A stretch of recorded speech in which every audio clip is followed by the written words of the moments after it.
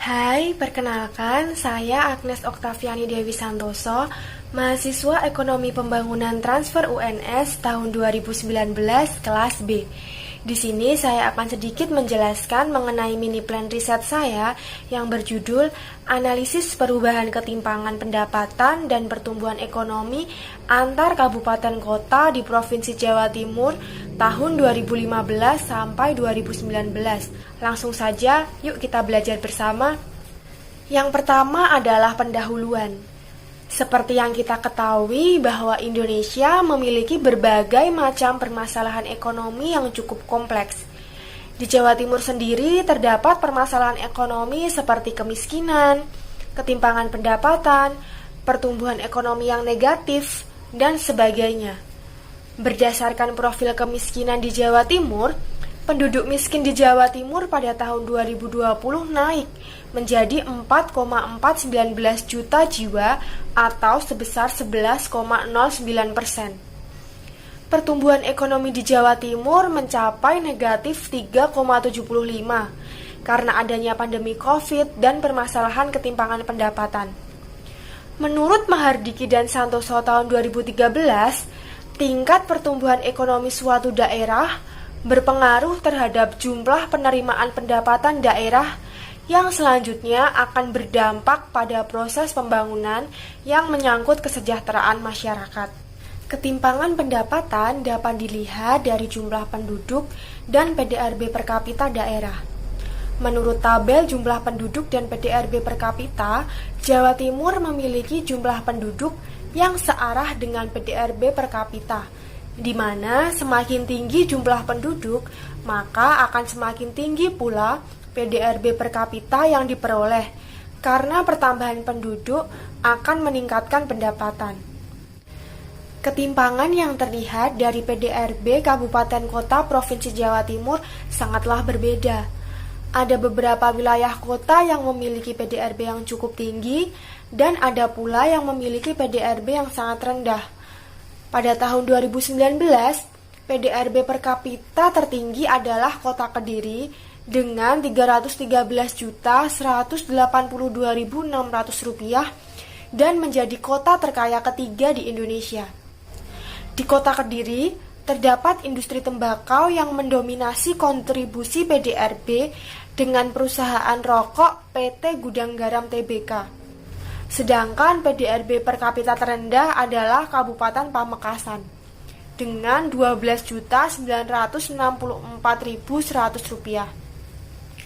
Pada tahun 2019, PDRB per kapita Kabupaten Pamekasan mencapai 24,1 kali lipat dibandingkan dengan PDRB per kapita Kota Kediri, sehingga terjadi ketimpangan pendapatan yang cukup tinggi antara kabupaten kota di Provinsi Jawa Timur.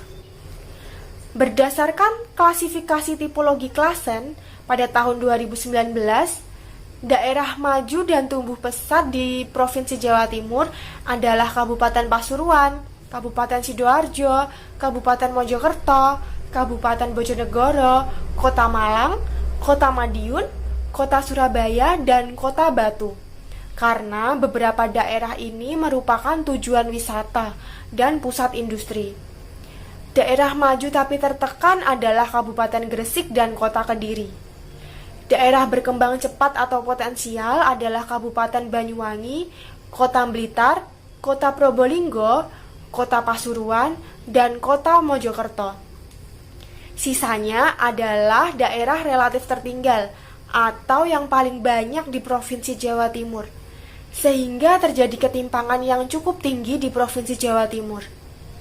Adanya ketimpangan di Provinsi Jawa Timur karena meningkatnya jumlah penduduk yang tidak diiringi dengan tersedianya lapangan usaha yang memadai, sehingga angka pendapatan masyarakat rendah.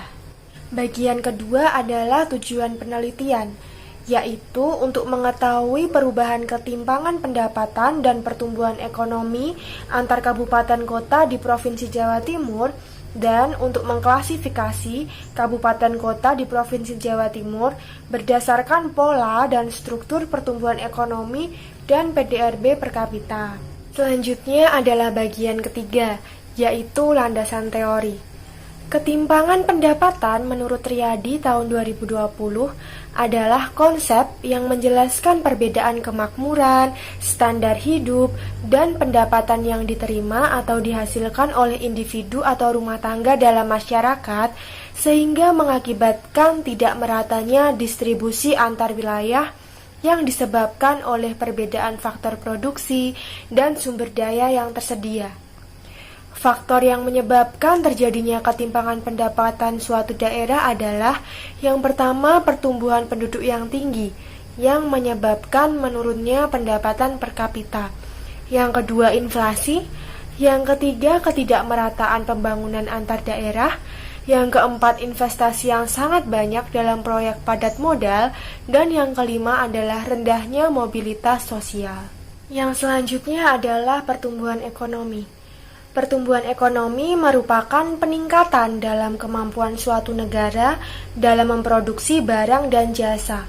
Semakin tinggi tingkat pertumbuhan ekonomi, maka semakin cepat proses penambahan output, sehingga perkembangan wilayah semakin baik. Faktor-faktor yang menyebabkan pertumbuhan ekonomi adalah yang pertama sumber daya manusia. Sumber daya manusia mampu mempercepat, bahkan memperlambat proses pertumbuhan ekonomi. Yang kedua adalah sumber daya alam. Adanya kekayaan sumber daya alam, namun tidak diiringi dengan kualitas peningkatan sumber daya manusia dalam mengelolanya. Sehingga negara sering melakukan ekspor barang mentah dan mengimpor kembali barang yang sudah jadi dengan harga yang lebih mahal. Yang ketiga adalah kemajuan iptek. Yang keempat adalah inflasi. Yang kelima adalah tingkat suku bunga. Selanjutnya adalah bagian keempat, yaitu metode penelitian.